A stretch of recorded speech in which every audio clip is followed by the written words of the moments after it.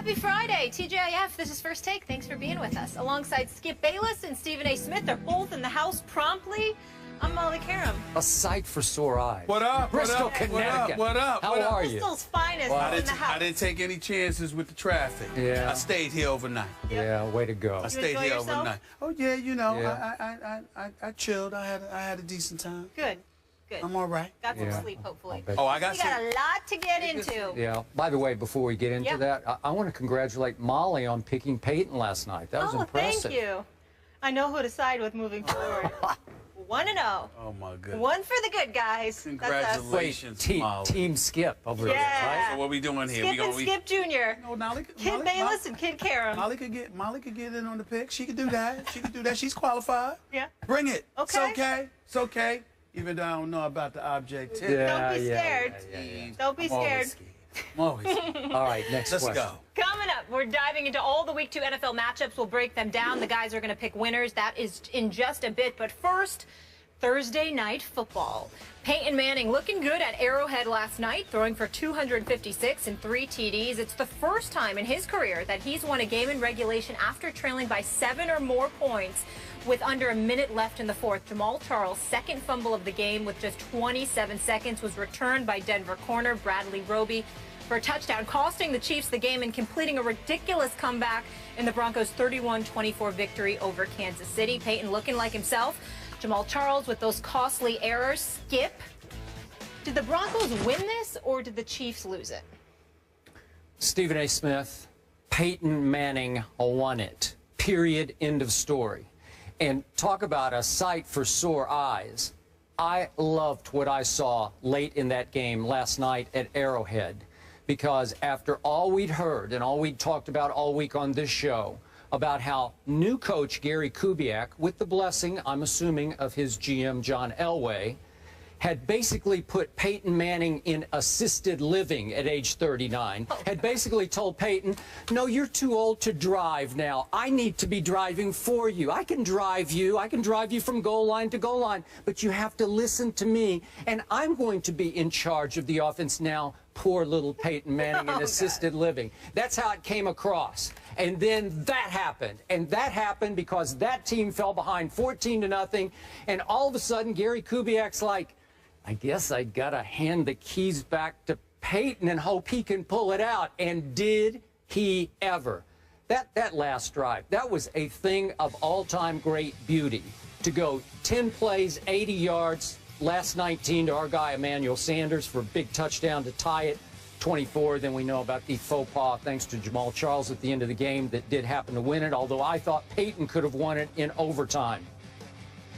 And Stephen A., after all the talk about how Gary Kubiak, we talked and talked about this, it's going to bring the new Broncos a new, bigger, badder running game. They had a whopping total of 61 yards last night on 22 tries for a whopping 2.8 yards per try.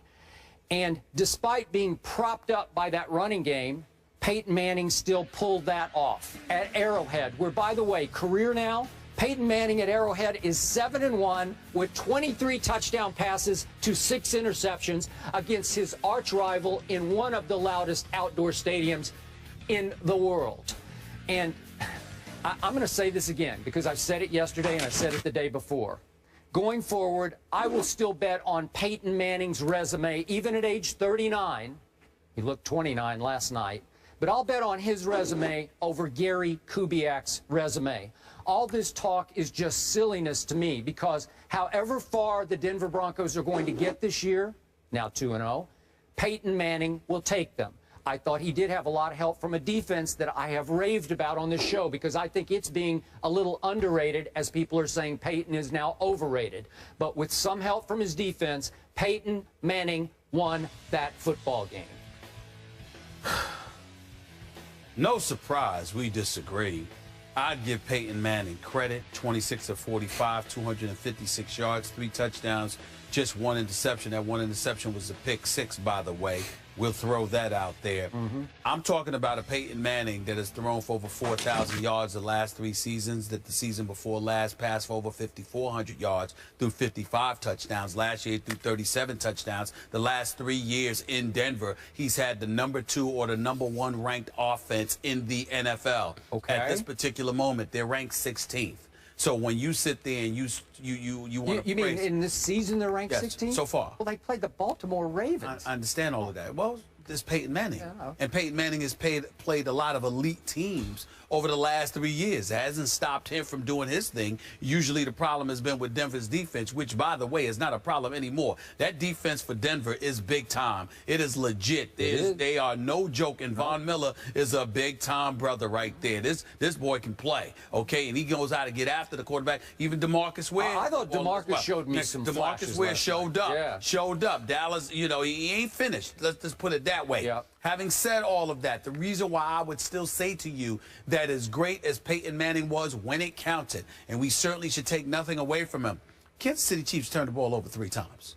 I mean, they had 3 fumbles for crying out loud. But I mean, five times. Yeah, but because you had Alex Smith throwing a couple of interceptions, you had the 3 fumbles on the part of Kansas City, 2 by Jamal Charles, who I thought played lights out. Really actually felt sorry for him because the brother was running the football very well. It's just unfortunate that he ultimately, lost the ball. They said he was carrying it loosely. Roby pointed that out, that they saw him carrying the ball loosely all night long. So they knew that they would have an opportunity to get their hands on a football or punch the football out of his possession, and that's exactly what they did. But I'm going to sit there and say Kansas City lost it not just because of the turnovers, but yet again, what did they do with their receiving corps? And see, that's where this really comes down to me. Jeremy Maclin, 4 receptions. Kelsey, 4 receptions. O'Shaughnessy, 2 receptions. Thomas, 2 receptions. I'm just looking at them right now. Once again, no receiver caught a touchdown pass. Even in this case, tight ends or anybody else didn't catch a touchdown pass. You had Jamal Charles, you had Nile Davis.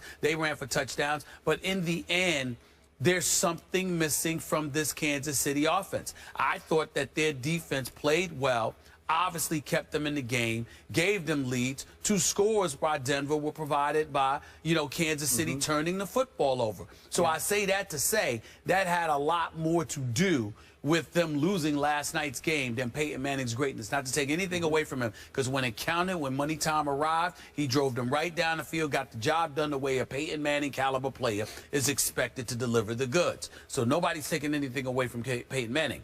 The problem is, had Kansas City simply not turned the ball over, they would have won this football game. They didn't beat them. They beat themselves more so than the Denver Broncos beat them on this particular night. We know Denver's the better team as far as I'm concerned because they got Peyton Manning on offense and they have that defense, whereas Kansas City has their defense and they've got Alex Smith on offense. I just don't see it. Once again, he's not bad. The guy has a winning record. I think his record right now as a starter is 40-18-2, okay, or 40-18-1 rather.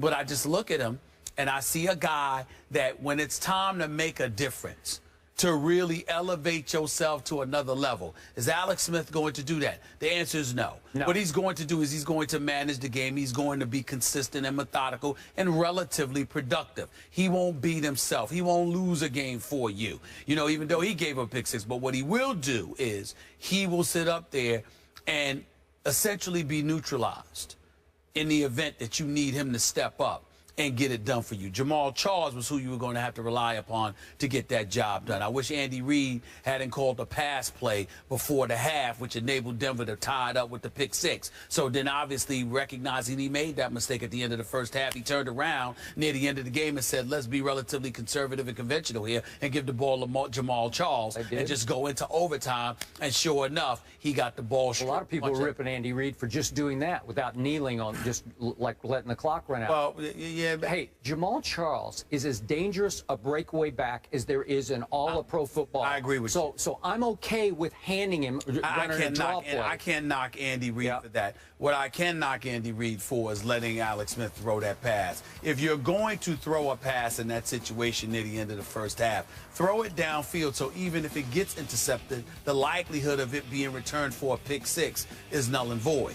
he put himself in a position for Alex Smith to get caught out there like that. That's 7 points that it cost the Kansas City Chiefs, and I think they had a lot to do with them losing this game. Point of order. The reason I'm going to give Denver's defense more credit than I'm going to blame Kansas City for those 5 turnovers, I thought 4 of the 5 were forced errors by the defense, where they made a play to dislodge the football as opposed to just a poor pass or a careless fumble or whatever. Somebody just lost the ball. I thought Denver was attacking the football. I definitely think they were attacking the football, but I think that the reason why they were doing so is because, as Roby pointed out, he saw Jamal Charles carrying the football loosely all night long. In that case of the interception by Alex Smith, that is not a pass play you call in that situation, in my estimation. I think Denver was waiting for it, so I think those were 2 giveaways. Okay, here's my other issue with your critique. You cannot blame a team for losing that you don't think was good enough to win in the first place, because you're also telling me you're not sold on Kansas City. Yeah, but I picked them to win last night's game. Okay. So that does not apply to me. Okay. I picked them to win last night's game. Okay, I did not. All right, then. And I said yesterday in the first hour of the show, you were a little belated to come to the show yesterday, but in the first hour, I said that, once again, I'm not sold on these Chiefs as a big-time Super Bowl contending type football team. And it starts with that quarterback. I'm sure he's a nice guy. This is nothing personal against him. They were 0 for 7 on 3rd down at home against your arch rival. You're going to have a hard time winning the football game when you're 0 for 7, especially when you turn it over 5 times. But it all comes back to an Alex Smith, and you just said it. He's okay. Some days he's pretty good, and some days I've always he's felt not that way good about enough. Alex Smith, which is why I said, even though Joe Montana told me that there's no way on earth he would have let Alex Smith go, he would have kept him in San Francisco, even ahead of Colin Kaepernick. I certainly maybe if you surrounded him with an even better football team with better skill people, maybe better receivers. I don't know, but I still don't think so. I think the Chiefs are who I thought they were, and they're not as good as the Broncos, so I'm not going to blame them for not being as good as the Broncos in the end. Well, the other thing that I would point out about the Denver Broncos that none of us need to forget, Molly, Skip, C.J. Anderson and Ronnie Hillman, you need to have a better running game than what they gave you last night. 61 yards rushing. Well, I'm just saying that's a big, big deal, because we can sit there and talk all we want, but the less effectively they run the football, the more it puts pressure on Peyton Manning. And in this at this particular juncture of his career, regardless of how much everybody's raving about the resurrection of Peyton Manning because folks thought that he was dead, I certainly didn't think so, but there's something to worry about in terms of age, attrition, father time, etc. Peyton Manning went down a couple of times, but he wasn't even touched. He just sort of rushed, and it was like, he just went down. But that's just smart. That's how you play till you're 39, right? You're not hearing my You give up to fight another day. You're not hearing my point. But I was drinking the Kool-Aid with the running game, too. That zone blocking scheme, we talked about it back in California. That was your first show. You brought it up. And they haven't ran effectively at all. I thought that's what was going to happen. Absolutely right. And what I'm saying to you, Skip, is this. All I'm trying to point out, I'm not saying that Peyton Manning was not smart. I'm saying that if your running game doesn't give you any level of production, you're going to see a lot more of that, because you've got to get something from these guys. C.J. Anderson is too talented. I mean, this guy came out like a gangbuster last year. You remember last year on a Sunday night at Arrowhead? Yes. He ran these people out of their own building. That's right. Okay, and last night he goes 27 yards on 12 carries. 27 on 12 tries? Wow. Really? You've got to get more. Doesn't that even increase your respect for what Peyton pulled off last night? Sure it does. Sure it does. But I've never lost respect for Peyton Manning. You have to remember, the issue that we had with Peyton Manning was what was going on with him and Gary Kubiak. We did see some level of regression from the time that he got beat up by St. Louis last year, and then he incurred the hamstring injury. I think that's when it started. Yeah, but then a hamstring injury against San Diego.